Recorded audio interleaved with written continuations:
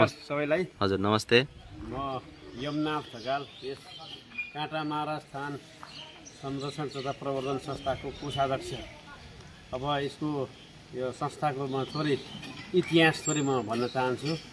यो संस्था विक्रम सम्वत 2081 सालमा चाहिँ संस्थागत रूपमा पुरातात्विक हिसाबमा त यो समितिबाट चाहिँ वर्षेनी समिति बन्ने अनि त्यो फेज आउट हुने, वर्षेनी समिति बन्ने, फेज आउट हुने क्रम थियो। यो 81 सालदेखि चाहिँ 1 वर्ष अगाडिदेखि चाहिँ हामीले संस्थागत रूपमै यसलाई चाहिँ संस्था चाहिँ जिल्ला प्रशासन कार्यालय मोरङमा विधान बनाएर चाहिँ यसलाई संस्था दर्ता गरेर यसलाई संस्थागतको चाहिँ स्वरूप हामीले दिएका छौँ। यसमा अहिले हामीसँग सदस्य हुन्छ। यसमा यो संस्थामा चाहिँ लगभग 200 प्लस सदस्यहरू पनि हुनुहुन्छ। आजीवन साधारण सदस्य, अब मानवता सदस्य भनेर पनि राखेका छौँ। यो संस्थालाई चाहिँ धेरै योगदान दिने चाहिँ महानुभावहरूलाई चाहिँ मानवता सदस्य भनेर पनि राखेका छौँ। अब यो संस्थालाई चाहिँ यो काँटा मारा स्थान चाहिँ भौतिक रूपमा चाहिँ एकदम जीर्ण भएको अवस्था थियो।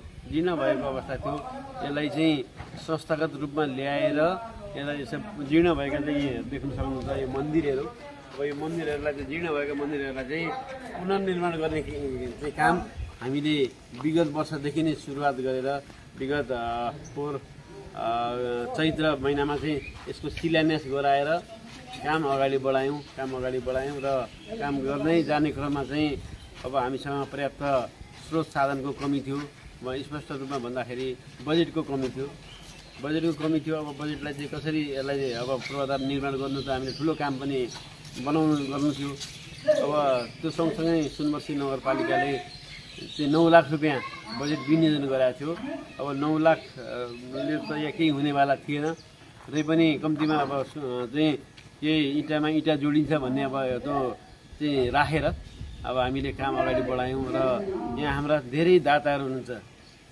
धेरै दाताहरूले चाहिँ अब बाहिरबाट यही क्षेत्रबाट पनि अब अन्यत्र क्षेत्रबाट पनि दाताहरूले ठुलो चाहिँ रूपमा सहयोग गर्नुभएको छ। कसैले इँटा दिने, कसैले चाहिँ रड दिने, कसैले सिमेन्टी दिने, कसैले श्रमदान गरिदिने। यसरी नै गर्दै यो लगभग अहिले यो अन्तिम चरणमा यो मन्दिर परिसरको क्षेत्र चाहिँ अन्तिम चरणमा समापन पनि भएको छ, सम्पन्न पनि भएको छ। यसको हाम्रो लगभग लागत अनुमान चाहिँ 70 लाखको हाराहारीमा यसको जम्मा खर्च भएको छ यो मन्दिर परिसरभित्र मात्रै। अनि अब यसरी गर्दै जाँदाखेरि अब विभिन्न उतार चढावहरू पनि भए। उतार चढावहरू गर्दा पनि अब सम्पन्न अन्तिम चरणमा सम्पन्न पनि हामीले गरेका छौँ।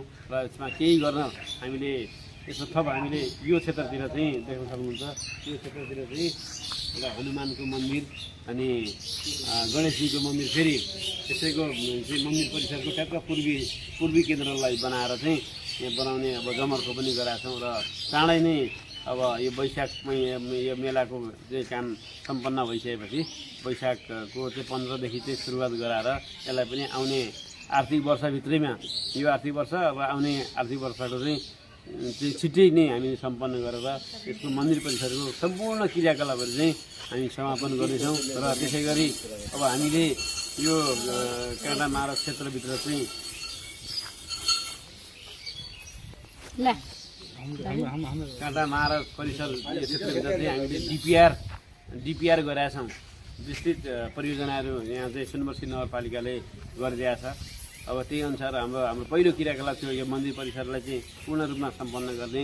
त्यसै गरी यसैको ठ्याक्कै दक्षिणी क्षेत्रमा तपाईँले देख्नुहुन्छ, दक्षिणी क्षेत्रमा चाहिँ एउटा सामुदायिक भवन पनि हामीले ल हामीसँग यति महत्त्वपूर्ण जानकारी साझा गर्नुभएकोमा म धन्यवाद दिन चाहन्छु। धन्यवाद। यो हेर्नु सक्नुहुन्छ तपाईँ यो हाम्रो के भन्छ यो रोटेपिङ यो पनि लगभग भइसकेको छ। अनि यो तपाईँको नाउ पनि रेडी भइसकेको छ।